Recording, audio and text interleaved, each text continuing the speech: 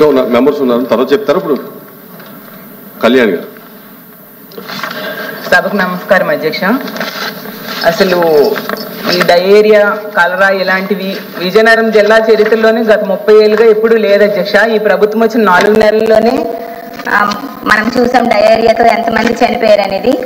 అసలు ఎంతమంది చనిపోతున్నారు, 100 మందికి డయేరియా వచ్చింది అధ్యక్ష. వచ్చినా కూడా వాళ్ళని హాస్పిటల్స్ తరలించడంలో ప్రభుత్వ యంత్రాంగం పూర్తిగా వైఫల్యం చెందింది అధ్యక్ష. చాలా నిర్లక్ష్యంగా వ్యవహరించింది. అసలు ఫస్ట్ మరణమేమో సెప్టెంబర్ 20వ తేదీన గొర్ల మండలంలో పెనుబర్తిలో నమోదైంది అధ్యక్ష. ఆ తర్వాత అక్టోబర్ 12వ తేదీకి అంటే 22 రోజులు అయ్యింది. అప్పటికి ఇంచుమించు 14 మంది వరకు చనిపోయారు అధ్యక్ష.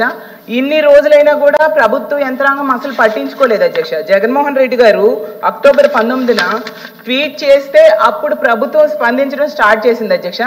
ఈవెన్ జగన్మోహన్ రెడ్డి గారు ఆ గ్రామంకి వెళ్ళి వాళ్ళని పరామర్శించాకే ఆ జిల్లా ఇన్ఛార్జ్ మంత్రి అయినా, హోమ్ మినిస్టర్ గారైనా, లేదా వైద్య ఆరోగ్య శాఖ మంత్రి అంతవరకు వెళ్ళలేదు అధ్యక్ష. అంటే ఎంత నిర్లక్ష్యం ఉంది అనేది అర్థం చేసుకోవచ్చు అధ్యక్ష. అసలు ఎంత ఘోరం అంటే ఆ డయేరియా బారిన పడిన వాళ్ళకి స్కూల్ బెంచ్ల మీద ట్రీట్మెంట్ ఇచ్చారు అధ్యక్ష. దగ్గరలో 20 కిలోమీటర్లు విజయనగరం హాస్పిటల్స్ ఉన్నాయి, వైజాగ్ కూడా దగ్గరలో, అక్కడ తీసుకెళ్ళొచ్చు కదా అధ్యక్ష. అంటే ఎంత సిగ్గుచేటు అనేది మనం అర్థం చేసుకోవచ్చు అధ్యక్ష. అలాగే తీసుకుంటే ఎక్స్గ్రేషియా ఇవ్వకపోవడం ఏంటి అధ్యక్ష.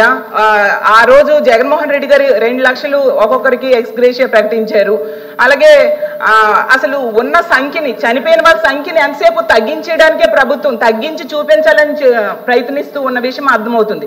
ఎందుకంటే కలెక్టర్ గారు ఒకరు చచ్చిపోయారు అంటారు, చంద్రబాబు నాయుడు గారు ఏమో 8 మంది అంటారు, పవన్ కళ్యాణ్ గారు 10 మంది అంటారు. అంటే ఉన్న సంఖ్యని తగ్గించడానికి ప్రయత్నించారు తప్ప దాన్ని ఎలా నివారించాలి, ఇది వాటర్ వలన వచ్చింది, అది ముందు ఆ వాటర్ పొల్యూషన్ ని తగ్గించాలి, వాళ్ళకి మంచి వాటర్ ఇవ్వాలి, దాని మీద దృష్టి లేదు. ఎంతసేపు చచ్చిపోయిన వాళ్ళ సంఖ్యను తగ్గించేద్దాము అనే దృష్టి తప్ప. ఎందుకు అధ్యక్ష మా జగన్మోహన్ రెడ్డి గారు వెళ్ళినంత వరకు ఇన్ఛార్జ్ మినిస్టర్ కానీ హెల్త్ మినిస్టర్ గారు కానీ వెళ్ళలేదు అధ్యక్ష. అలాగే వాళ్ళకి ఆదుకోవాల్సిన అవసరం ఉంది. అలాగే ఇంత నిర్లక్ష్యం చేసిన అధికారులకి శిక్షించాల్సిన అవసరం కూడా ఉంది అధ్యక్ష. పరిహారం కూడా వెంటనే ప్రకటించాలని కోరుతున్నాను అధ్యక్ష. అసలు ఎవరైనా అధికారుల మీద చర్య తీసుకున్నారా లేదా అని కూడా అడుగుతున్నాను అధ్యక్ష.